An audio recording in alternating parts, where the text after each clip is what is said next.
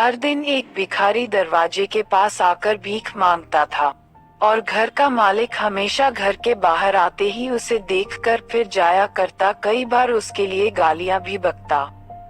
वो कहता, तू जिंदा ही क्यों है? पूरी जिंदगी ऐसे ही भीख मांगेगा क्या? धरती का बोझ क्यों बना बैठा है? और कभी कभी उस भिखारी को गुस्से में वह धक्का भी मार दिया करता। इतना कुछ हो जाने के बावजूद अधिकारी के मुंह से सिर्फ यही निकलता कि भगवान भगवान तुम्हारे पापों को माफ करे।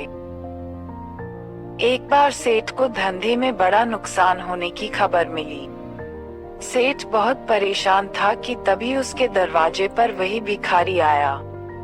गुस्से में अपना आपा खोते हुए सेठ ने उस भिखारी को पत्थर दे मारा। पत्थर लगने के कारण भिखारी का सर फूट गया और उसके सर से खून बहने लगा। फिर भी दर्द से कराहते हुए भिखारी ने इतना ही कहा, भगवान तुम्हारे पापा को माफ करे। भिखारी वहां से चला गया। सेठ सोच में पड़ गए, भिखारी को पत्थर मारा फिर भी उसने सिर्फ प्रार्थना की। सेठ का गुस्सा शांत हुआ, शेर का मन शांत हुआ। भिखारी का रहस्य जानिए। सेठ ने भिखारी का पीछा करना शुरू कर दिया। भिखारी जहाँ जहाँ जाता सेठ उसके पीछे जाता। सेठ ने देखा कि कोई उसको खाना देता, कोई उसको मारता, कोई अपमानित करता तो कोई गाली देता। लोग भिखारी के साथ चाहे जैसा व्यवहार करते, लेकिन भिखारी सबके लिए एक ही प्रार्थना करता, भगवान तुम्हारे पाप माफ करें। अब रात होने को आई थी। भिखारी अपने घर जाने के लिए लौटा। वो अपने घर पहुंच गया, लेकिन सेठ अब भी उसका पीछा कर ही रहा था। एक पुरानी टूटी हुई खटिया पर एक बूढ़ी औरत लेटी हुई थी, काफी कमजोर और बीमार लग रही थी। वह भिखारी की पत्नी थी। अपने पति को वापस आता देख वह खाट से उठ खड़ी हुई। पत्नी ने अपने पति के भीख वाले कटोरे में देखा, उसमें सिर्फ आधी बासी रोटी थी। उसे देखकर वह बोली, आज बस इतना ही मिला। और हाँ, आपके सिर से खून निकल रहा है, ये चोट कैसे लगी?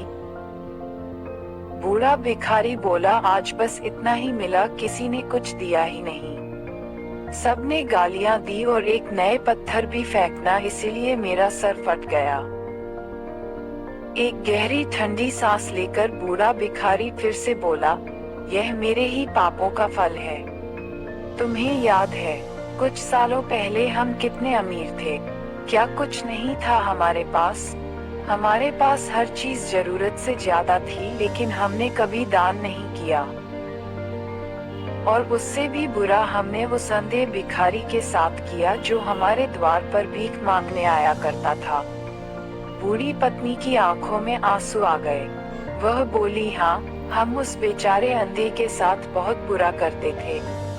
उसका अपमान करते थे, उसे खाने के लिए रोटी की जगह कागज दिया करते, उसका माँ उड़ाया करते और कभी कभी मारा भी करते। मैंने कभी उसको रास्ता नहीं दिखाया। एक बार मैंने उसके मुंह पर मिट्टी भी फेंकी थी और वह हमेशा दुखी होकर यही कहता कि भगवान तुम्हें तुम्हारे किए की सजा देगा, भगवान तुम्हारे पापों की सजा जरूर देगा।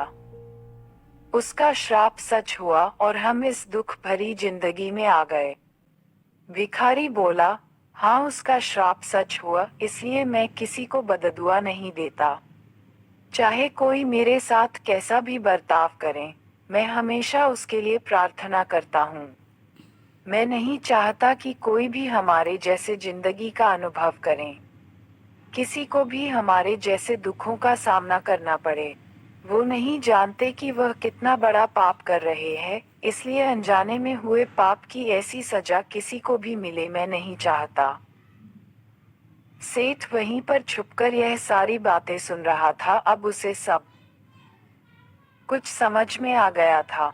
भिखारी और उसकी पत्नी ने वह आधी रोटी मिल बांट कर खाएं और भगवान को धन्यवाद बोल कर सो गए। अगले दिन बड़ा भिखारी फिर से भीख मांगने गया। सेठ के घर के पास जाते हैं। सेठ ने पहले से गरम रोटी या उसके लिए निकाल कर रखी थी। उसे देते हुए सेठ विनम्रता से बोला, पकड़ दीजिए बाबा, उसे बहुत बड़ी गलती हो गई। बूढ़ा भिखारी बोला, भगवान तेरा भला करे। इतना कहकर वह आगे निकल गया।